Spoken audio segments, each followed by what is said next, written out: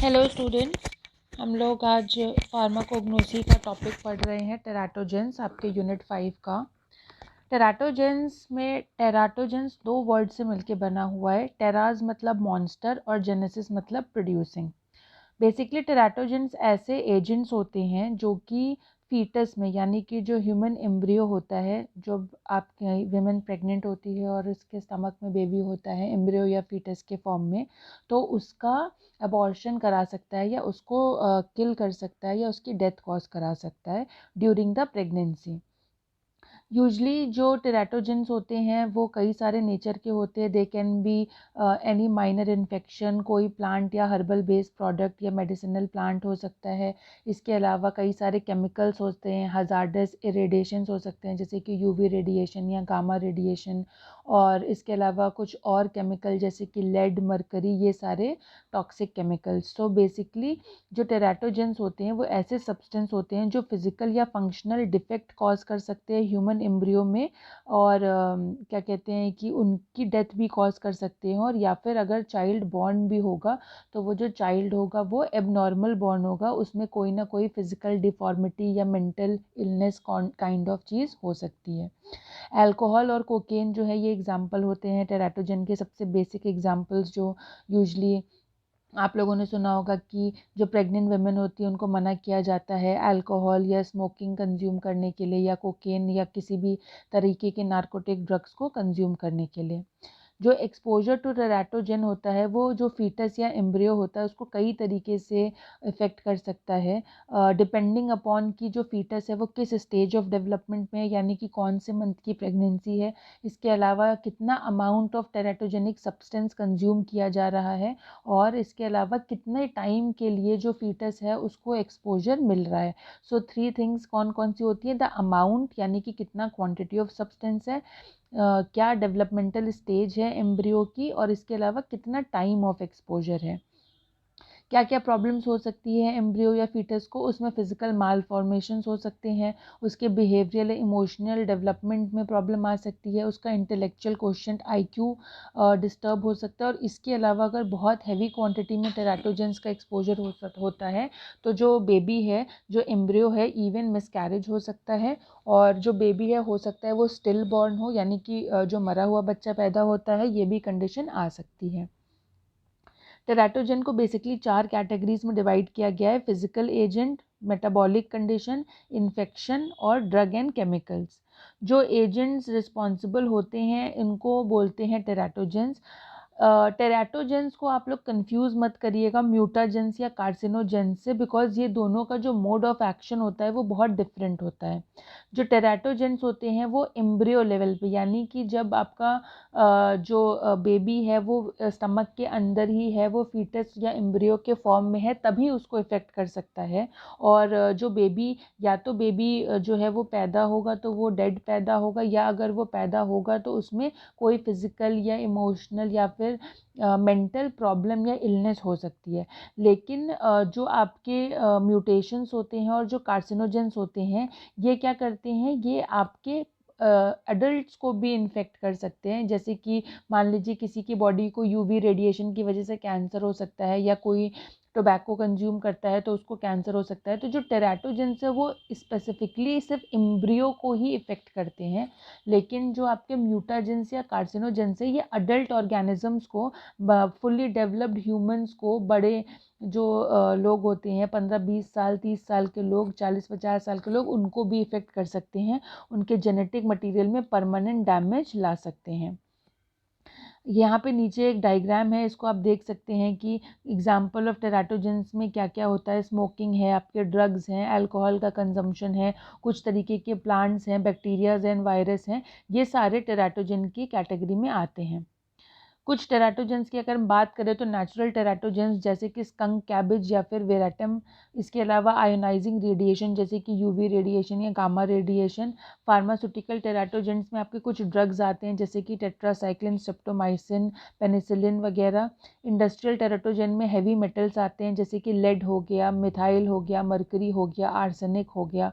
Microbial टेराटोजेंस में कुछ micro organisms आते हैं, जैसे कि सिफिलिस के लिए जो माइक्रो ऑर्गेनिज्म रिस्पॉन्सिबल होता है ट्रिपनोमा पैलेडियम, इसके अलावा रुबेला हो गया आपका, इसके अलावा CMV वायरस हो गया, ये सारे जो हैं ये रिस्पॉन्सिबल होते हैं एज अ टेराटोजन, जो कि एम्ब्रियो की डेथ कॉज कर सकते हैं या एम्ब्रियो को इफ़ेक्ट कर सकते हैं।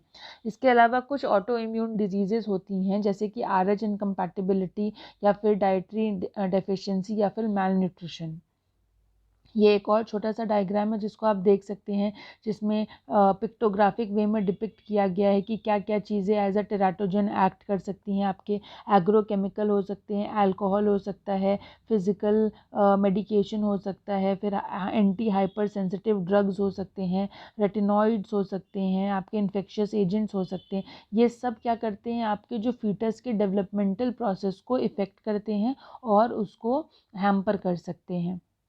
टाइप्स ऑफ टेराटोजन में अगर हम बात करें तो अल्कोहल, जैसे कि हम पढ़ चुके हैं ऊपर भी कि जो अल्कोहल है वो बेबी को प्रेगनेंसी के दौरान काफ़ी ज़्यादा इफ़ेक्ट करता है। अल्कोहल अम्बिलिकल कॉर्ड के थ्रू क्रॉस कर सकता है मदर टू चाइल्ड में और मिसकैरेज करवा सकता है या स्टिल बर्थ भी करवा सकता है। इसके अलावा बहुत ज़्यादा अल्कोहल का जो कंजम्पशन प्रेग्नेंट वुमेन करती हैं, उनका जो बेबी प्रोड्यूस होता है, पैदा होता है, उसमें फिजिकल, बिहेवियरल या इंटेलेक्चुअल डिसऑर्डर्स भी हो सकता है, जिसे फीटल अल्कोहल सिंड्रोम कहते हैं। स्मोकिंग सिगरेट्स, अगर प्रेग्नेंट वुमेन सिगरेट स्मोक करती है या वो सिगरेट के स्मोक के एक्सपोजर में बहुत ज़्यादा टाइम रहती हैं, तो उसमें भी यही होता है, स्टिल बर्थ हो सकता है, मिसकैरेज हो सकता है, या जो बेबी है वो बहुत ही फ्राजाइल पैदा होगा, उसके लंग्स और उसके ब्रेन्स जो हैं वो बहुत ही सॉफ्ट डेवलप होते हैं और वो बहुत जल्दी डैमेज हो सकते हैं। इसके अलावा जो सिगरेट में निकोटीन होता है, वो निकोटीन जो है वो आपके बेबी को डैमेज कर सकता है, उसके कार्डियोवैस्कुलर, इम्यून सिस्टम को, नर्वस सिस्टम को, रेस्पिरेटरी सिस्टम को भी इम्पैक्ट कर सकता है। कई सारे तरीके के रिक्रिएशनल ड्रग्स होते हैं, जैसे कि मारिजुआना हो गया, कोकेन हो गया, हेरोइन हो गया। ये सारा जो है प्रेगनेंसी में इन्हें प्रोहिबिट किया जाता है कंजम्पशन के लिए, क्योंकि ये फीटल डेवलपमेंट के लिए हार्मफुल होते हैं। ये pre mature birth, low birth weight या फिर जो बेबी है उसको उसका मिसकैरेज भी करवा सकता है। कुछ पर्टिकुलर तरीके की मेडिकेशंस होती हैं, जैसे कि एक्यूटेन्स हो गए, रेटिनॉइड्स हो गए, स्किन केयर की मेडिसिन कंटेनिंग विटामिन ए हो गए। ये सारे जो हैं ये सीरियस एबनॉर्मलिटीज़ क्रिएट करवा सकती हैं और इन्हें भी लेने के लिए डॉक्टर जो है मना करते हैं। इसके अलावा न्यूरोलॉजिकल ड्रग्स होते हैं, जैसे कि एंटीप्लेप्टिक मेडिकेशंस होते हैं। ये जो बेबी के अंदर कॉग्निटिव डिफेक्ट्स क्रिएट कर सकते हैं, यानी कि जब बेबी पैदा होगा तो हो सकता है उसका ब्लड जो है वो बहुत थिन हो, या फिर उसको हियरिंग में प्रॉब्लम हो, या उसको देखने में दिक्कत हो, तो उसके कॉग्निटिव ऑर्गन्स को इम्पैक्ट कर सकते हैं। इसके अलावा इन्फेक्शंस की अगर हम बात करें तो आप जानते हैं बैक्टीरिया, वायरस, पैरासाइट्स जो होते हैं, इनके इन्फेक्शंस जो हैं वो बेबी को इन्फेक्ट कर सकते हैं। इसके लिए अगर हम बात करें तो टॉक्सोप्लाज्मा जो है, यानी कि जो कैट का फीसेस होता है, कैट जो अपना नाइट्रोजनस वेस्ट निकालती है बॉडी से, वो वेस्ट जो है वो एक तरीके से टेराटोजन के जैसे काम करता है। इसके अलावा रुबेला हो गया, आपके हर्पीस सिम्प्लेक्स वायरस हो गए। तो ये जो वायरसेस होते हैं या ये जो बैक्टीरिया, पैरासाइट्स होते हैं, ये भी क्या करते हैं, मदर को, प्रेग्नेंट वुमेन को इन्फेक्ट कर सकते हैं और उसमें बेबी को मिसकैरेज करवा सकते हैं या फिर उसमें किसी तरीके का इन्फेक्शन कॉज कर सकते हैं। इसके अलावा हार्मफुल फिजिकल रेडिएशंस हो गए, जैसे कि एक्सरे हो गया, या बहुत हाई टेम्परेचर हो गया, या फिर एक्सेसिव हॉट टब हो गया जो हाई फीवर में यूज़ होता है। तो ये सारी चीज़ें भी मतलब कोई भी ऐसी एक्सट्रीम फिजिकल कंडीशन जो कि प्रेग्नेंट वुमेन को इम्पैक्ट कर सकती है, वो हार्मफुल फिजिकल एजेंट की कैटेगरी में आएगी। टॉक्सिक केमिकल्स की बात करें तो जैसे कि ऐसे बहुत सारे टॉक्सिक केमिकल्स हैं जो कि इंडस्ट्रीज़ या ड्राई क्लीनिंग फैसिलिटीज़ या जहाँ पे केमिकल प्रोड्यूस होते हैं, ऑर्गेनिक सॉल्वेंट्स हो गए, पेट्रोकेमिकल्स हो गए, हैवी मेटल्स हो गए, ये लोग रिलीज़ करते हैं। इनका एक्सपोजर अगर प्रेग्नेंट वुमेन को होता है तो ये बेबी के अंदर न्यूरोलॉजिकल इश्यूज़ या कॉग्निटिव डिलेज़ को क्रिएट कर सकता है। मैटरनल हेल्थ प्रॉब्लम की बात करें तो जो मदर्स हैं उनका हेल्दी होना बहुत ज़रूरी है। अगर कोई मदर है जिसको थायराइड के इश्यूज़ हैं या जो मदर है वो डायबिटिक है, तो जो उसका बेबी पैदा होगा, अगर उसने अपने प्रेगनेंसी के दौरान ध्यान नहीं रखा सही से, तो जो बेबी है पैदा होगा उसके मोटर स्किल्स में प्रॉब्लम आ सकती है, या उसका लोअर आईक्यू हो सकता है, वो उसके ब्रेन को इम्पैक्ट कर सकता है, उसकी ग्रोथ एंड डेवलपमेंट को इम्पैक्ट कर सकता है, या एक्सट्रीम केसेस में मिसकैरेज भी करवा सकता है। यहाँ पे हमें कुछ प्लांट बेस्ड टेराटोजेंस के बारे में पढ़ना है, जिसमें पहला हमको पढ़ना है टोबैको के बारे में। टोबैको मतलब आप समझते हैं जो नॉर्मल आपका टोबैको होता है वो निकोटियाना फैमिली को बिलोंग करता है। जो प्लांट होता है वो निकोटियाना होता है और टोबैको में बहुत हाई क्वांटिटी ऑफ निकोटीन होता है। निकोटीन जो होता है ये एक वैसो कंस्ट्रिक्टर होता है और ये यूट्रीन की जो वॉल्स होती हैं और यूट्रीन के जो वैस्कुलर कॉन्ट्रिक्शन होता है उसको इम्पैक्ट करता है, और क्या करता है आपके बेबी की जो बेबी है, जो फीटस है, उसको इम्पैक्ट करता है। इसीलिए सिगरेट स्मोकिंग जो है वो बहुत ज़्यादा रिस्की होती है और अवॉइड करने की सलाह दी जाती है जब कोई वुमेन प्रेग्नेंट होती है।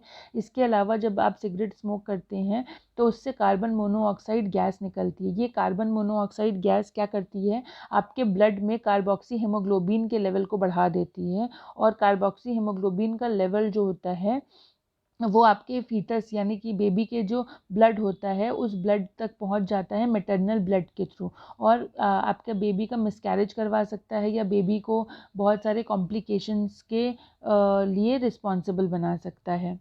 सेकंड हमें पढ़ना है कैनबिस के बारे में। कैनबिस जो है वो कैनबिस सटाइवा से एक्सट्रैक्ट किया जाता है, यानी कि इंडस्ट्रियल हेम्प जो होता है प्लांट, उससे कैनबिस सटाइवा जो केमिकल होता है उसमें साइको एक्टिव ड्रग होता है। ये साइको एक्टिव ड्रग जो है ये मेडिसिनल और रिक्रिएशनल पर्पसेस के लिए यूज़ होता है। हम इससे पहले भी पढ़ चुके हैं कैनबिस के बारे में।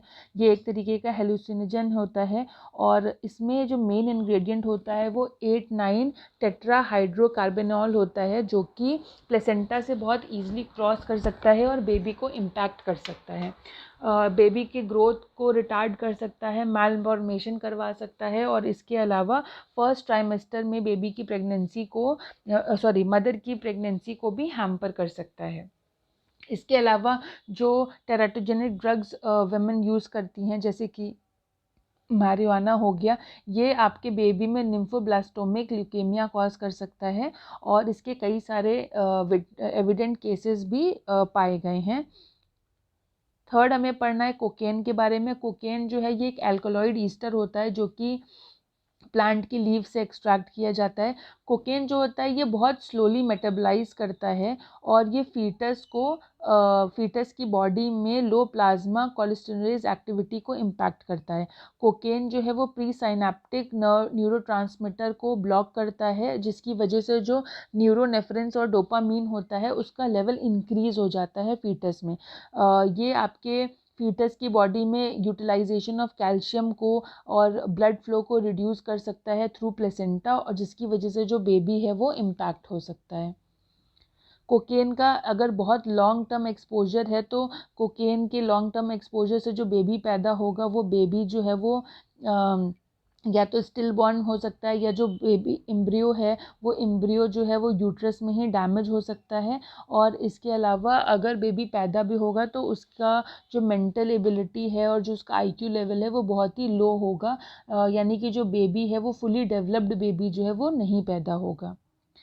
फेनुग्रीक एक बहुत ही इम्पॉर्टेंट मेडिसिनल प्लांट है, आपको भी पता होगा। फेनुग्रीक यानी कि मेथी होता है।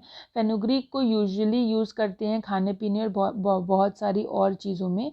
और फेनुग्रीक के लिए कभी आपने ऐसा सुना नहीं होगा कि इससे कोई साइड इफ़ेक्ट्स हो सकते हैं, क्योंकि जब कोई मेडिसिनल प्लांट होता है तो हमें ऐसा लगता है कि उसके कोई साइड इफ़ेक्ट्स नहीं हो सकते, लेकिन ये गलत मिथ्या है या एक गलत मिथ है जो कि प्रिविलेंट है। कोई भी मेडिसिनल प्लांट जो है वो एक पर्टिकुलर डोजेज से ज़्यादा कंज्यूम करने पे हार्मफुल हो सकता है। तो जो आपकी फेनुग्रीक सीड्स होती हैं, मेथी की सीड्स होती हैं, उसमें अल्कलॉइड प्रेजेंट होते हैं जिसको कि हम बोलते हैं ट्रिगोनेलिन। ये अलॉन्ग विद कोलिन और कार्पिन प्रेजेंट होते हैं। जो प्रेग्नेंट वुमेन है उनको फेनुग्रीक की सीड्स जो है उसको नहीं लेना चाहिए जल्दी, क्योंकि जो फेनुग्रीक की सीड्स हैं वो टेराटोजेनेसिटी इंड्यूस करवा सकती हैं। यूजली प्रेग्नेंट वुमेन को ऐसा रिकमेंड किया जाता था पहले के ज़माने में कि फेनुग्रीक की सीड यूज़ करने से लैक्टेशन के टाइम पे उसमें ज़्यादा जो आपका लैक्टेशन पीरियड होता है उसमें जो मिल्क प्रोडक्शन होता है वो मिल्क प्रोडक्शन इंक्रीज़ हो जाएगा, बट एक्चुअली में ऐसा नहीं है। और कई सारे केसेस में, रिपोर्ट्स में, स्टडीज़ में बाद में पाया गया कि बहुत सारे वुमेन के मिसकैरेजेस हो गए, उनकी प्रेगनेंसी टर्मिनेट हो गई क्योंकि उन्होंने फेनुग्रीक की बहुत ज़्यादा सीड्स को कंज्यूम कर लिया था। इसके अलावा कुछ और प्लांट्स हैं जैसे कि आपके एस्पैरजरस हो गया, आपका मोलस हो गया, आपका नॉर्मल एप्पल का सीड है, चेरी का सीड्स हैं। इन सब में आपके कुछ पर्टिकुलर केमिकल्स होते हैं जैसे कि आपका साइनोजेनिक ग्लाइकोसाइड होता है जो कि फेटल होता है और जो कि एक टेराटोजेनिक सब्सटेंस होता है। इसके अलावा जो पोटैटो होता है या एग प्लांट होता है या टोमेटो होता है, इसमें भी सस्पेक्टेड टेराटोजेंस पाए जाते हैं, जिसके बारे में अभी रिसर्च चल रही है। बहुत कॉन्क्रीट डॉक्यूमेंटेशन नहीं है, लेकिन इसको सस्पेक्टेड की कैटेगरी में रखा गया है। यहाँ पे कुछ प्लांट्स हैं नीचे दिए गए हैं। ये प्लांट्स का बहुत मेडिसिनल वैल्यू होता है और ये बहुत सारे हर्बल वेज में, बहुत आयुर्वेदा में यूज़ होते हैं, बहुत इंपॉर्टेंट प्लांट्स होते हैं। लेकिन साथ ही साथ इनके अंदर भी कुछ टेराटोजेनिक एक्टिविटीज़ को सस्पेक्ट किया गया है।